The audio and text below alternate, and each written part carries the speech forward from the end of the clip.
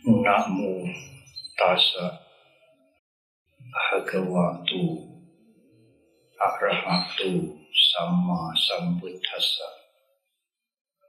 Namo tassa bhagavato arahato sama sambuddhassa. Namo tassa bhagavato arahato sama sambuddhassa. Khanti paramang bodhidharma nibbanam paramang vadanti buddha nahi papajito parupaghati samano hoti param nihetayanto sabhavapassa karanam kusala supasampadha sajita pariyodapanam etang buddhana sasanam anupawatu anupaghato patikmoke casamwaru matanyuta japatasmin pantan sayana sanam adicite jaayuku etang buddha nasasananti.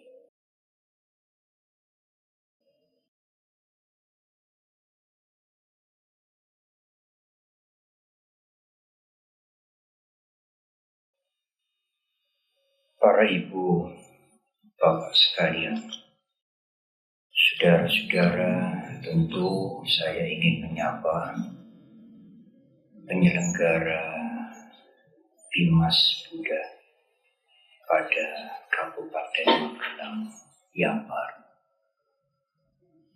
yang hadir pada perayaan atau peringatan Hari Raya Maga.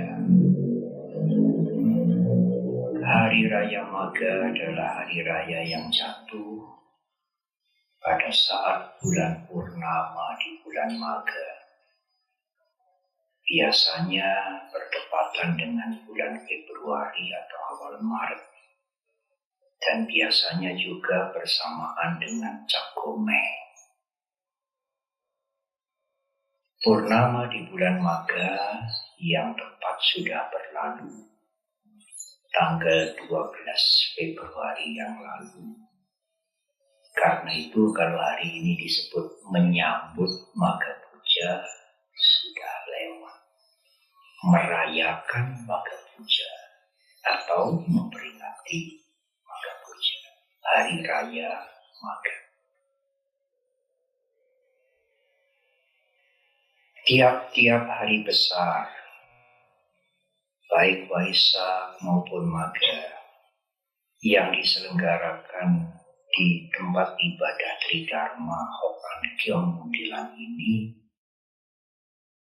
selalu tertib, hikmat sekali. Tidak sama dengan di tempat-tempat yang lain. Saya kemudian teringat pada waktu guru aku masih hidup. Beliau berkumpul di tengah-tengah ratusan para biku. Dan bahkan Maga Puja itu 1250 biku yang semuanya sudah arahat.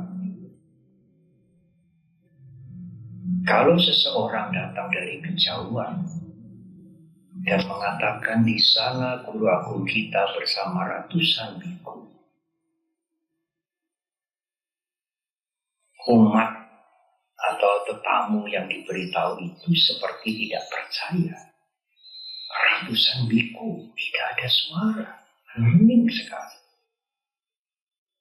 Mungkin batuk-batuk juga tidak diambil. Yang terdengar hanya suara jangkrik mungkin, serangga-serangga malam. Oleh karena itu pada waktu tadi hening sekali, terlintas dalam pikiran saya seperti Sang Buddha bersama dengan ratusan para biku yang hening sekali. Di sini juga hening sekali. Yang berisik kipas angin. Ini sudah tua, harus diganti. Itu berisik cuit-cuit terus itu. Ibu, Bapak, dan Saudara. Ketua TITD sudah menyampaikan bahwa Maga Puja atau Hari Raya Maga ini ditandai dengan 4 keistimewaan. Satu peristiwa dengan 4 keistimewaan. Kalau Waisak, 3 peristiwa dalam satu hari. Saya mengulang secara sepintas karena tadi sudah disampaikan. 1.250 biku, semuanya orang suci arahat, datang serentak di hutan bambu Weluwana, di ibu kota kerajaan Magadha atau Rajagaha. Weluwana ini adalah taman kerajaan yang dipersembahkan oleh Raja Bimbisara menjadi wihara pertama. Wihara yang pertama. Sering juga dikatakan Taman Tupai karena di situ banyak tupainya. 1.250 biku arahat ini datang serentak. Tidak membuat janji sebelumnya, tidak ada kontak sebelumnya. Jauh berbeda dengan kita. Meskipun sudah ada WA, handphone, kadang-kadang telat juga ya. Tetapi pada waktu itu alat komunikasi hampir tidak ada. Transportasi juga hanya berjalan kaki. Tetapi 1.250 biku ini di dalam catatan disebutkan semuanya memiliki calabinya, 6 kekuatan yang di luar kekuatan manusia biasa. Jadi kemungkinan mereka datang dengan iti, dengan terbang. Sehingga bisa datang serentak menghadap Guru Agung kita. Pada waktu itulah Guru Agung kita membabarkan ajaran singkat sekali yang dikenal dengan Owada Patimokkha. Tidak disebut sutta, tidak disebut diskos atau khotbah berdialog, tetapi seperti instruksi. Karena yang mendengar adalah arahat semua. Katang karak niang, apa yang harus dilatih, mereka semua sudah melakukan dengan sempurna.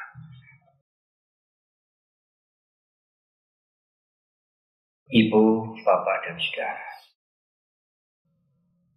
Khotbah itu pendek. Tadi di depan, sebelum saya memberikan uraian maga ini, saya ulang seluruhnya. Hanya itu. Tidak ada pembahasan filosofis. Isi dari Owada itu benar-benar anjuran, instruksi untuk dilaksanakan.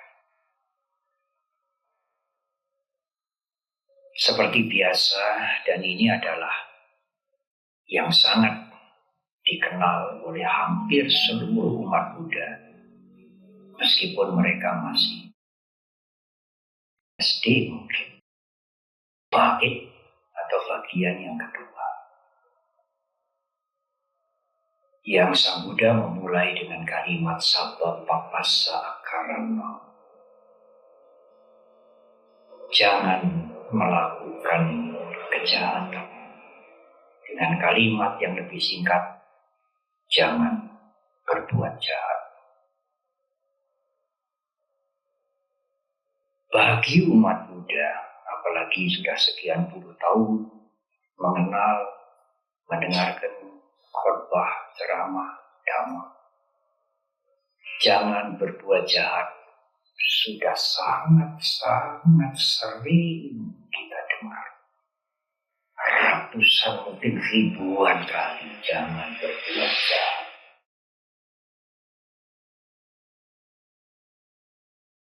Dan kalimat itu sebenarnya kalimat yang simple, tetapi kalimat yang sangat diperlukan oleh semua umat manusia. Kalimat yang sangat diperlukan dalam kehidupan bermasyarakat. Jangan berbuat jahat. Penganut agama apapun, golongan apapun, budaya apapun akan menerima anjuran ini dengan penghargaan yang sangat tinggi. Jangan berbuat jahat. Namun ibu bapak dan saudara, sering kita mendengar, sangat sering kita mendengar, tetapi kejahatan juga tidak berhenti. Semua orang menghargai anjuran itu, ajaran itu, tetapi di antara mereka yang menghargai dan merasa bahwa ajaran itu sangat perlu, juga melakukan kejahatan.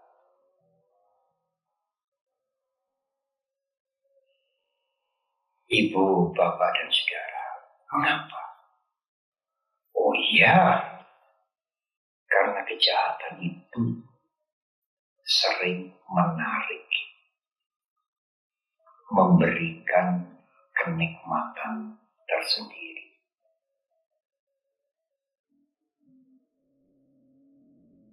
Guru agung kita di dalam Dhammapada, kalau tidak salah 176 atau 177, ya saya tidak menghafal nomornya,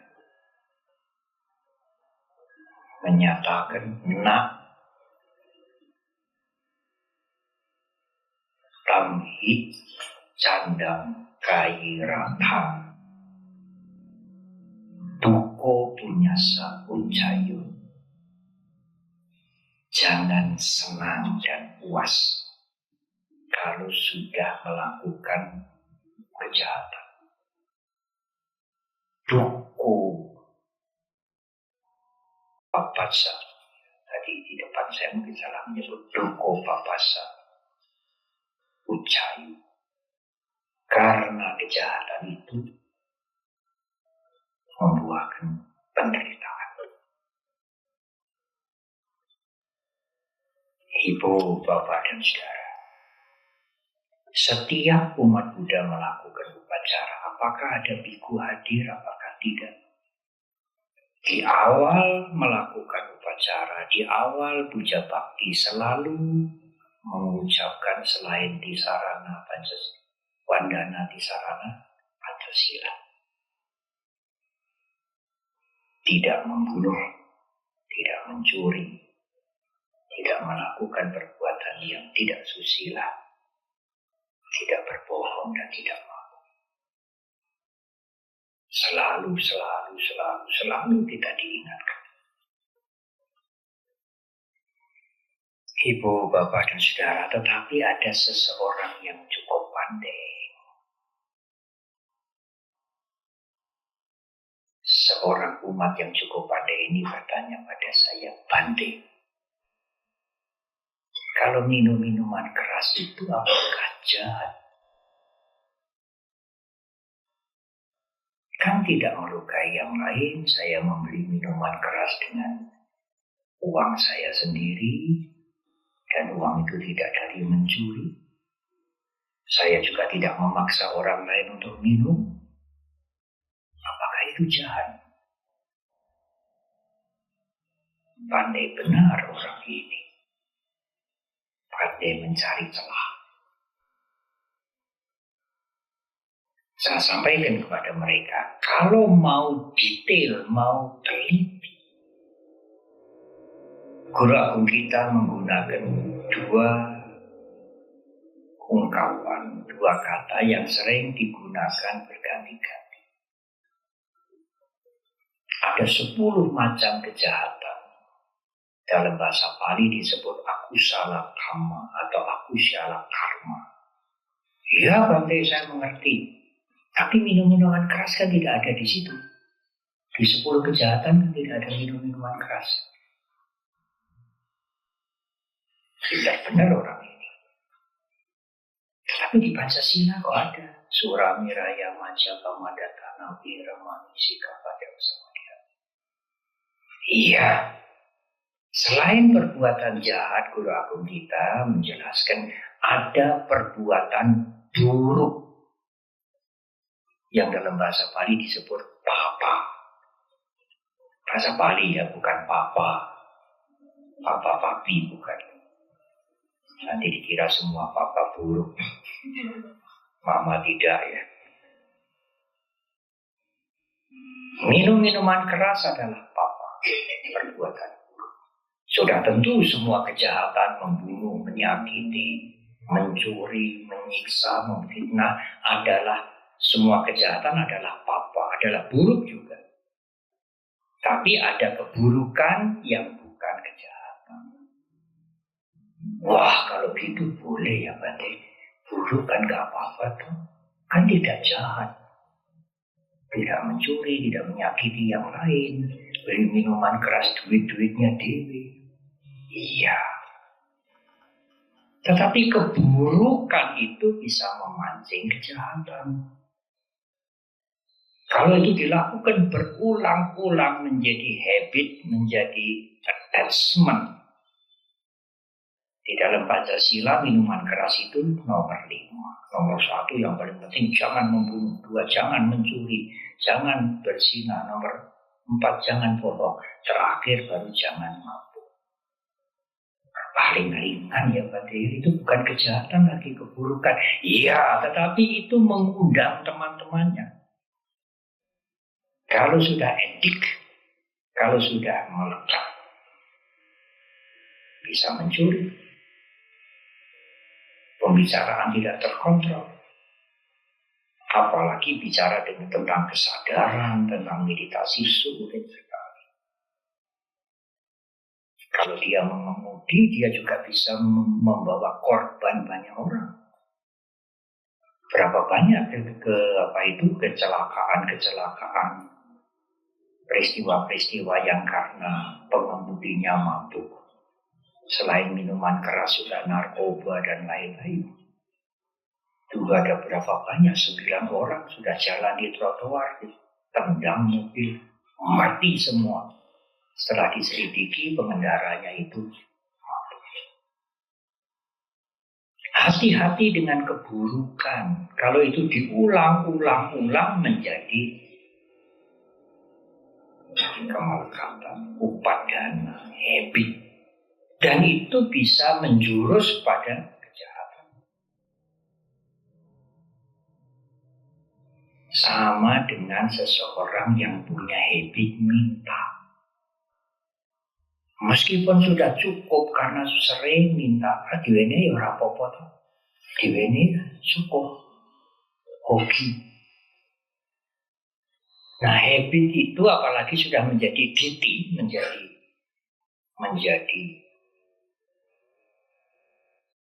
diti itu pandangan. Sulit dibuang.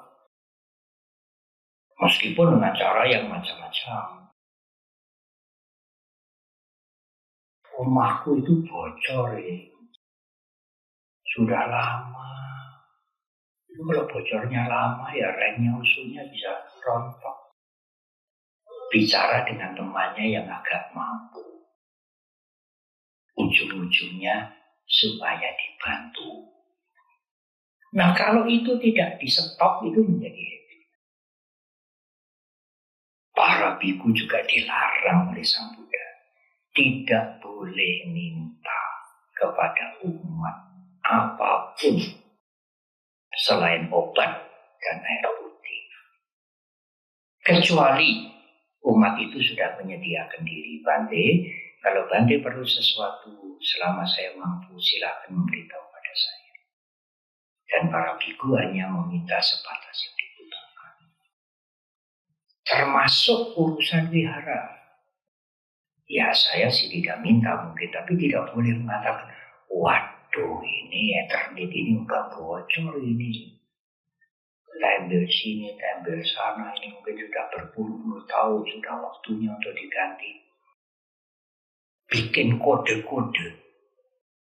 Kode-kode supaya umat yang datang itu mengerti. Mengerti untuk memberikan dana. Tidak boleh. Tidak boleh. Kalau ibu bapak dan saudara hanya berpikir bagaimana saya dapat dengan pemberian, memberikan kode-kode, memberikan tanda-tanda, nanti hidup Anda juga akan begitu terus sampai menutup mata, tidak pernah mandiri. Karena dalam pikirannya hanya bagaimana supaya dapat, bagaimana supaya dapat, bagaimana supaya diberi, bukan bagaimana bisa mandiri. Ada juga umat yang datang ke wihara, golek-golek. Apa ini yang di wihara yang tidak digunakan? Pompa air atau apalah, plastik-plastik. Ya. Bukan apa yang bisa saya bantukan untuk wihara ini, tetapi apa yang bisa saya ambil dari wihara ini. Oh, itu sejak zaman Sang Buddha dulu. Sejak zaman Buddha yang lampau-lampau. Riwayat Tirokuda Sutta zaman Buddha usai. Para anggota kerajaan mengambil barang-barang dari wihara. Karena sang Buddha pada waktu itu, Guru Agung pada waktu itu anaknya raja. Ya seperti Guru Agung kita. Buddha Gautama itu anak raja. Ya, sang raja ingin mencukupi wihara di mana Guru Agung tinggal karena putranya berlimpah-limpah. Nah, itu memancing juga. Memancing masyarakat untuk mengambil dan memberikan dampak yang tidak baik.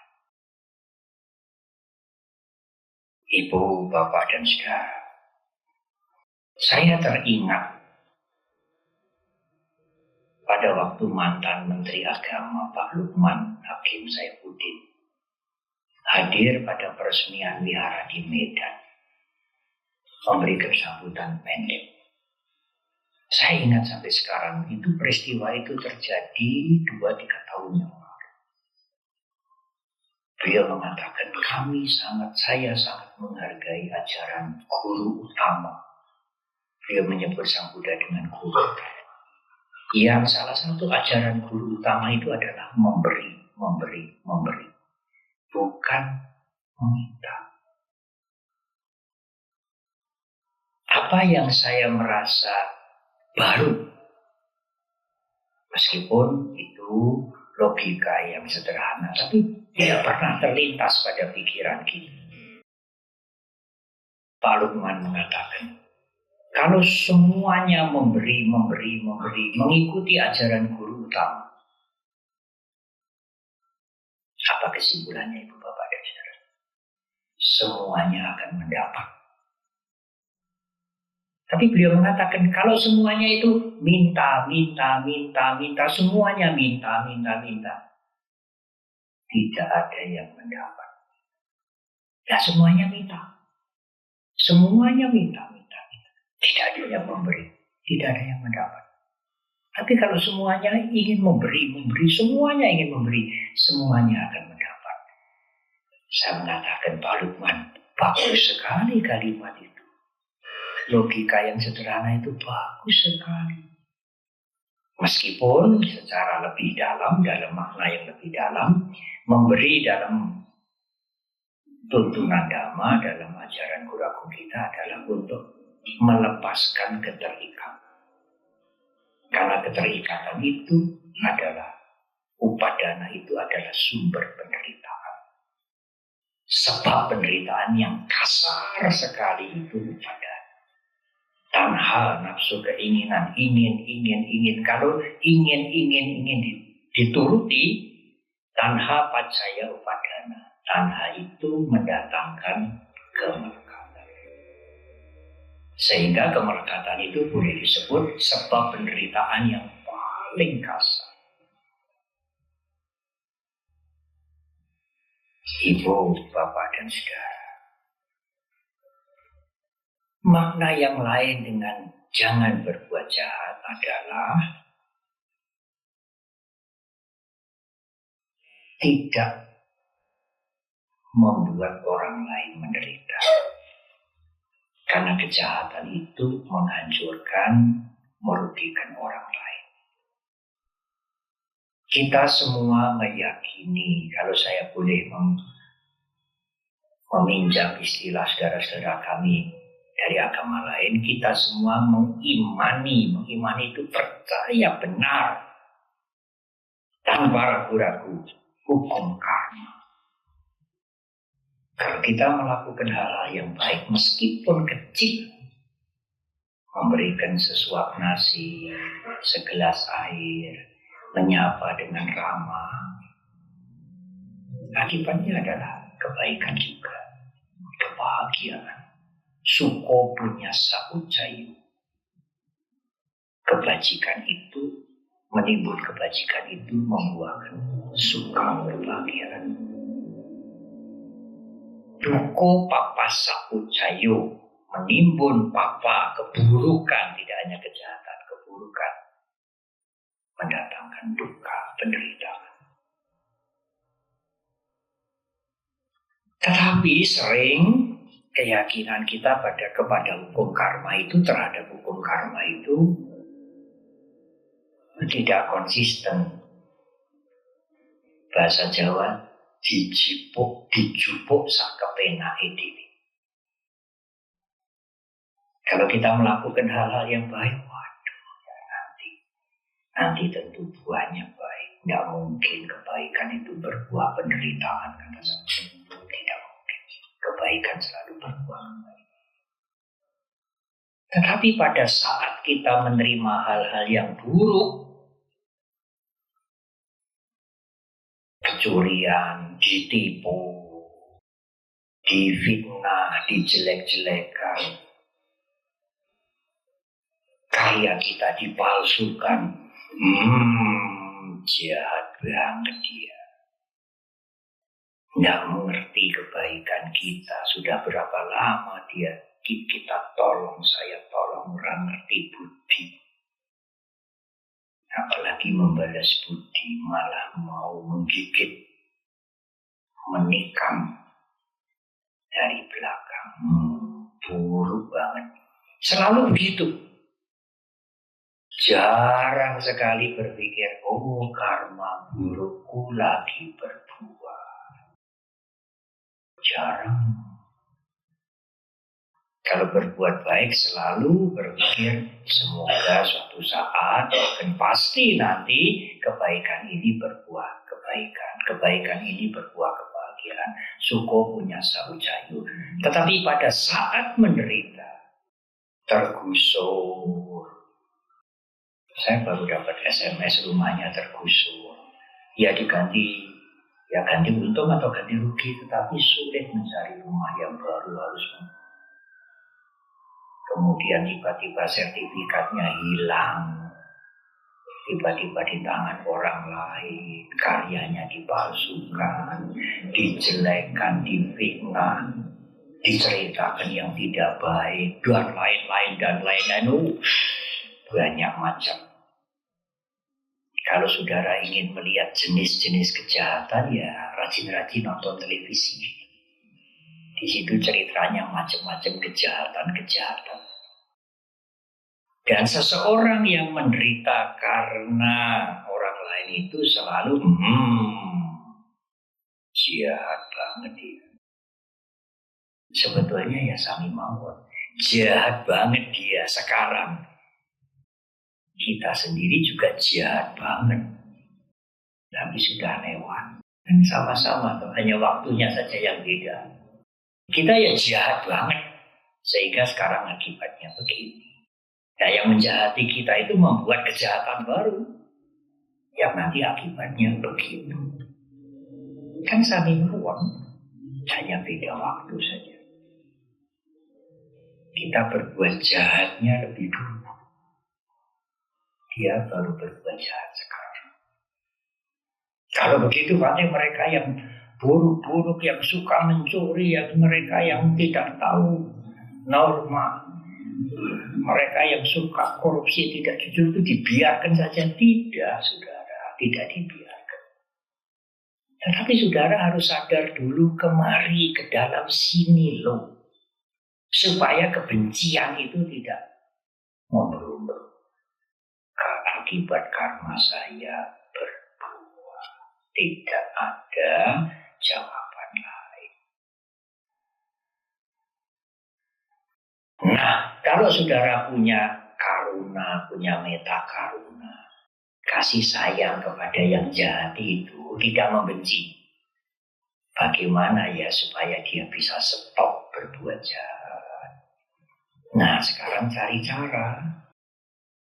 cara menasehati, atau cara minta tolong temannya, atau kalau ada kesempatan diberi cerita. Tidak gampang. Upaya kusala, skillful method, cara yang tepat menasehati orang tidak gampang. Tetapi Anda harus melihat ke dalam dulu, tidak nuding ke sana dulu, sini dulu. Karmaku sedang berbuat. Tidak ada alasan lain. Kalau Anda mampu memperbaiki dia, menasihati dia. Kalau tidak mampu, bagaimana penting? UPK saja dia. Paling tidak mendoakan. Semoga dia sadar, tidak melakukan kejahatan lagi. Dan tidak menyepakani. Di dalam Karanian Metta Sutta kan biar usana patika sanyana nyamanya satu kanicea. Jangan karena Anda marah sekali atau sampai benci mengharap orang lain celaka.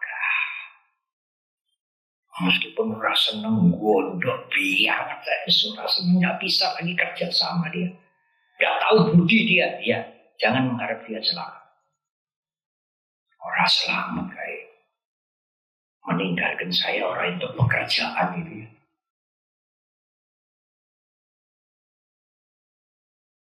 Keluar dari saya nggak dapat pekerjaan, itu nyepatami itu ya.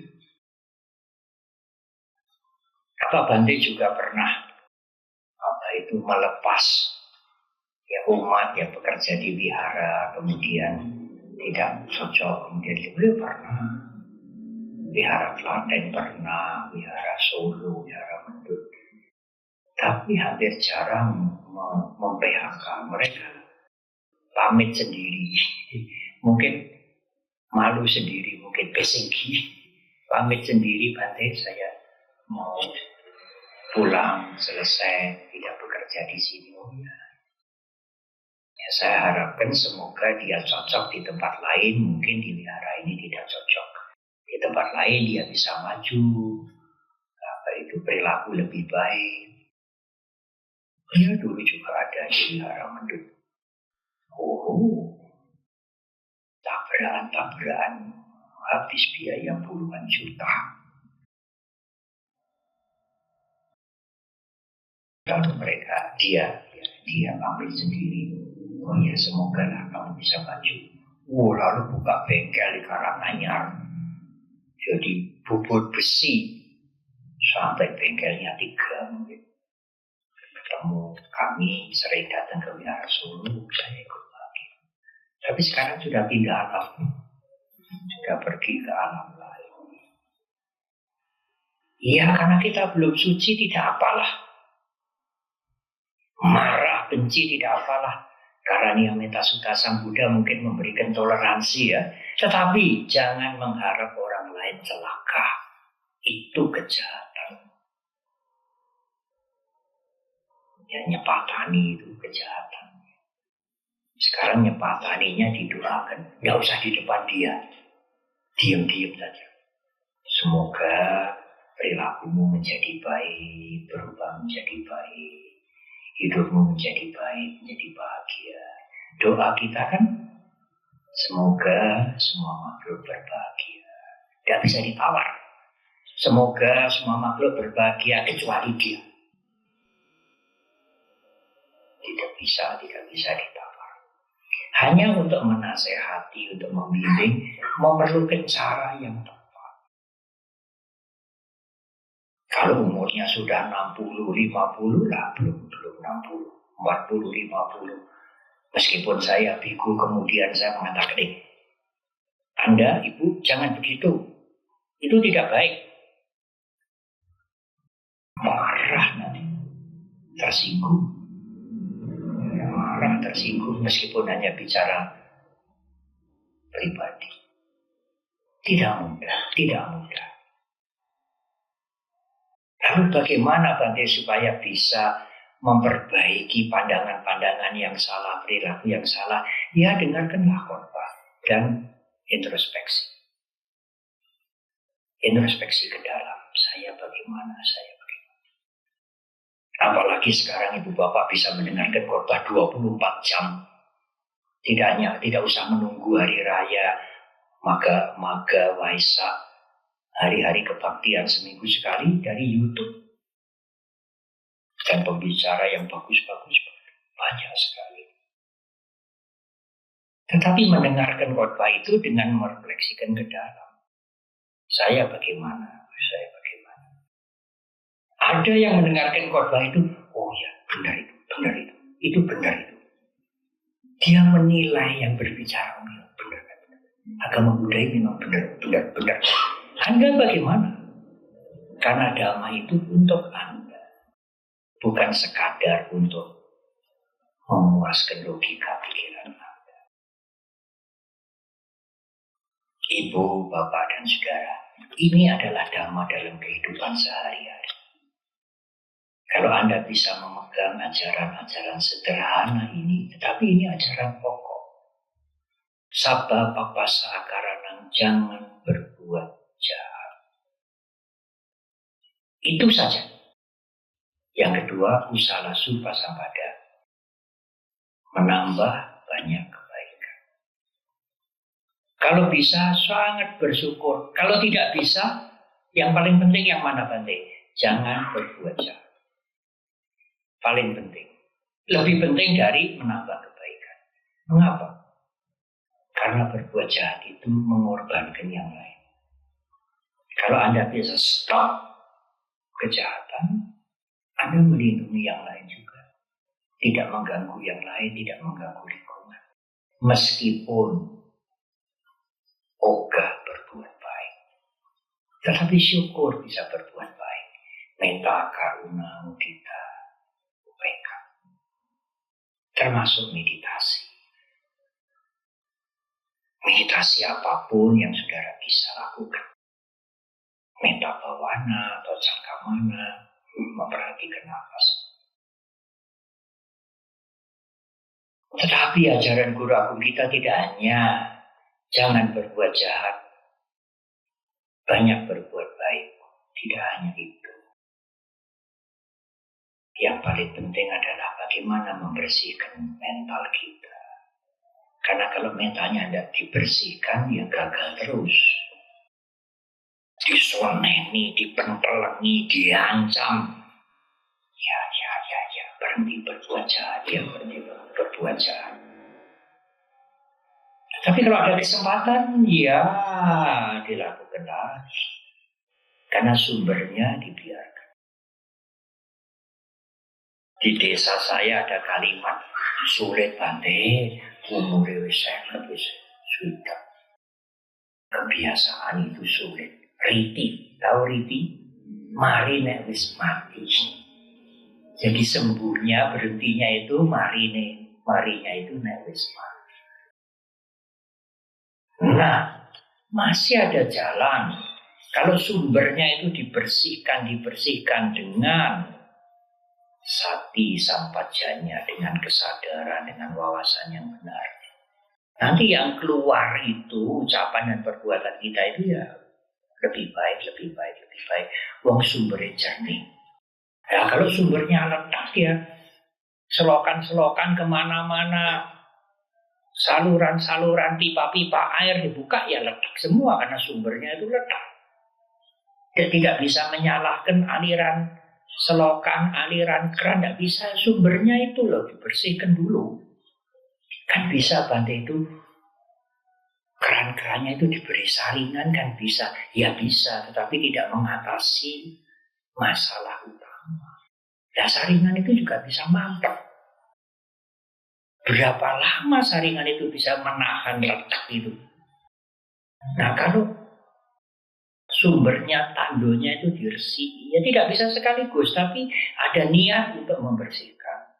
Ya maka ucapan kita, perilaku kita, hidup kita menjadi lebih baik, lebih ringan, tidak banyak was-was, khawatir, dihukum, dibelenggu dengan kebencian, dendam, marah, dan lain.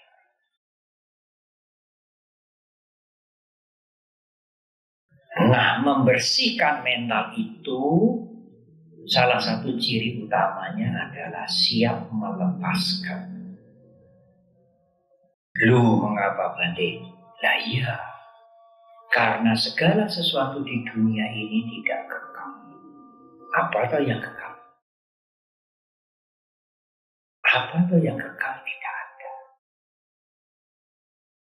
Ya, diperbaiki, dipugar, Borobudur sudah 1200 tahun. Satu saat nanti entah berapa ribu tahun ya akan rusak.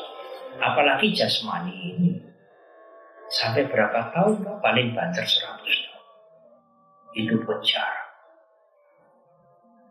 Ajaran Guru Agung Buddha Gautama juga nanti akan dilupakan oleh banyak orang. Kebenaran sih tetap berjalan. Tetapi ajaran itu lama-lama juga akan dilupakan. Nah kalau kita melekat, gondeli, mencengkeram yang tidak kekal, nanti kecewa. Tetapi sekali lagi seperti pada waktu Kota Asada di Borobudur tahun yang lalu, tidak melekat itu bukan berarti miliknya lalu diecer-ecer, dibuang-buang. Itu namanya orang tidak waras. Tidak melekat itu adalah pada saat terjadi perubahan, Anda siap menerima. Kalau hanya mengerti tok, tidak cukup. Ya, siapa tuh di antara kita yang hadir di sini yang tidak mengerti perubahan? Apa tuh di dunia ini yang tidak berubah? Semua mengerti, tapi untuk menerima ini agak sulit, bahkan sangat sulit. Apalagi kalau yang berubah itu yang dilekati. Nah, oleh karena itu kembali kepada kalimat atau uraian di depan, melekat itu padanya itu sumber penderitaan yang paling kasar. Dhamma atau agama Buddha tidak mengatakan dosa atau kutukan. Melekat itulah sumber penderitaan yang paling kasar. Kalau Anda bisa mengurangi kemelekatan, Anda akan mengurangi penderitaan. Kalau penderitaan berkurang, otomatis bahagia. Tidak usah dicari kemana-mana. Ya pelan-pelan, belajar pelan-pelan mengurangi kemelekatan, mengurangi kemelekatan. Iya Bante, kalau orang tidak cukup, ekonominya mungkin tergolong rendah, ya tidak melekat. Tapi kalau ekonominya tinggi, sangat kaya, orang sangat mampu, kedudukannya tinggi, bagaimana untuk melepaskan? Kan sulit. Oh, tidak. Menurut Guru Agung kita, melepaskan bisa atau tidak itu tergantung mental kita. Bukan tergantung ekonominya kurang atau lebih atau sangat tinggi. Bukan tergantung kedudukan rendah atau pangkatnya tinggi. Kalau yang tinggi, yang kaya raya tidak bisa melepaskan. Yang miskin-miskin, yang melarat-melarat itu gampang melepaskan. Belum. Mentalnya bagaimana? Latihannya bagaimana? Dalam salah satu sutta namanya Latu Kiko Pamasuta, Sang Buddha mengumpamakan burung puyuh. Burung puyuh yang kecil, tidak bisa terbang tinggi. Itu kalau ada rumput yang rodo kaku, kakinya terjerat di situ, tidak bisa lepas sampai mati. Tetapi gajah yang besar rantainya rantai besi itu, kalau dia menggunakan semua kekuatannya, rantainya besi dan patoknya itu bisa dijebol. Bebas dia. Apa artinya? Meskipun materinya sedikit, kekayaannya sedikit, kalau sangat terikat, ya terikat. Burung-burung mati karena rumput yang kaku itu. Rumput teki atau bukan rumput teki, kalau rumput teki tidak menjalar. Ada rumput yang menjalar ini, kaku. Lalu kakinya ngelesap di situ, nggak bisa mundur dia mati. Tapi meskipun dia punya materi cukup, taruhlah dia orang kaya. Kalau dia mau latihan, mau mempunyai sikap mental berlatih dengan baik, sikap mental yang baik, tiba waktunya melepas, lepas saja. Kayak gajah meskipun dirantai, jebol, bisa bebas. Bukan persoalan kaya miskin, bukan persoalan orang rendah, orang tinggi, tetapi persoalan mental. Kalau Anda tidak mempunyai mental yang baik, yang kaya raya pun juga terikat, yang miskin pun juga terikat dengan kemiskinannya itu. Tetapi kalau Anda punya latihan, yang kaya raya pun bisa lepas. Waktunya lepas ya lepas. Itu apa gundeli? Yang digundeli ada bisa digundeli. Yang digundeli mungkin lepas dulu atau kita yang lepas dulu. Selamat tinggal segala sesuatu. Selamat tinggal segala sesuatu. Yang miskin pun kalau latihan juga bisa. Waktunya melepas. Perubahan-perubahan yang terjadi, apakah kendaraan, apakah rumah, kalau tidak bisa dijagai, rusak, hancur, ya sudah. Tapi biasanya kalau kendaraan atau apa, tabrakan, hancur, sulit ya sudah. Cari siapa yang mau disalahkan ini ya. Sopire, apanya lagi ya, sembrono dan lain-lain. Tapi kalau Merapi meletus mau nyalahkan siapa? Siapa yang mau disalahkan? Apa mau menyalahkan yang menjaga Merapi? Tidak punya cinta kasih kepada ribuan orang. Tidak persoalan, tidak peduli apapun yang membuat perubahan itu terjadi, terimalah dulu. Kalau sudah diterima baru dipikirkan bisa didandani apa orang ya. Kalau mobilnya hancur-cur tidak bisa didandani ya dijual. Cari yang lain. Kalau rumahnya hancur-cur sampai habis, ya udah. Nanti mulai lagi meskipun sederhana. Apa yang tidak bisa diperbaiki, tidak bisa di bahasa Jawa, tidak bisa dikukuk, ya dilepaskan. Nah itu memerlukan latihan. Siap menerima perubahan. Melepas dengan melepaskan. Tidak hanya mengerti saja. Tidak hanya mengerti ya semuanya panas, semuanya wakinsir berubah, semuanya. Apa yang saya uraikan ini tidak hanya berlaku untuk umat Buddha saja.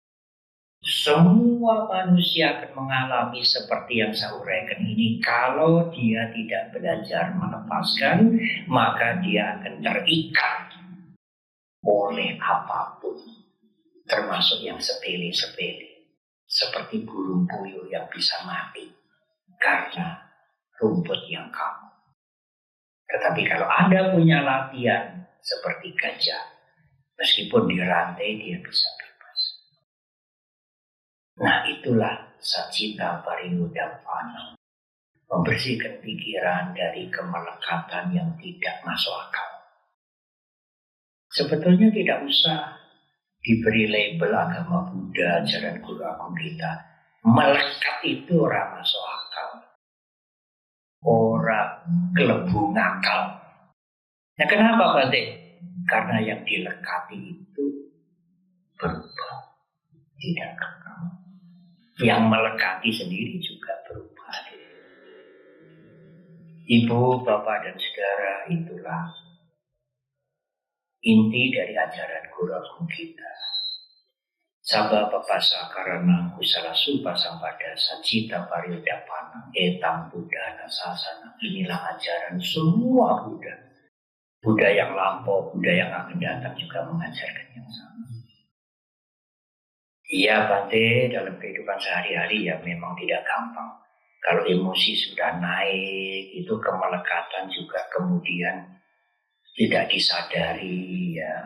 Sang Buddha mengatakan kanti para mangtapo ditika, bersabar. Bersabar bukan bersabar menunggu, bersabar berlatih terus. Terus latihan, gagal latihan.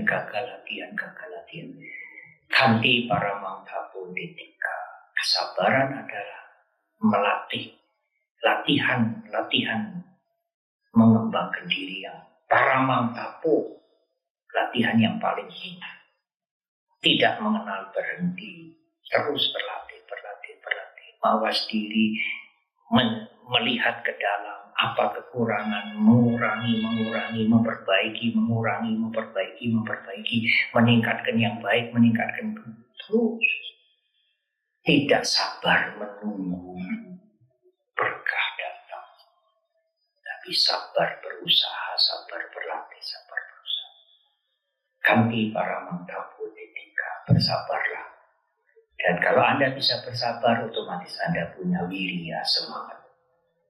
Wirya dengan kanti ini seperti kakak beradik juga. Kalau Anda bisa bersabar, bertahan, berusaha, Anda punya wirya, semangat. Kalau Anda punya semangat, punya keuletan, Anda juga bisa bersabar. Selamat merayakan Magha, Hari Raya Magha atau Magha Puja. Mari kita semua berlatih ke dalam untuk kemajuan dan kebebasan kita dari penderitaan. Semoga semua makhluk berbahagia. Terima kasih.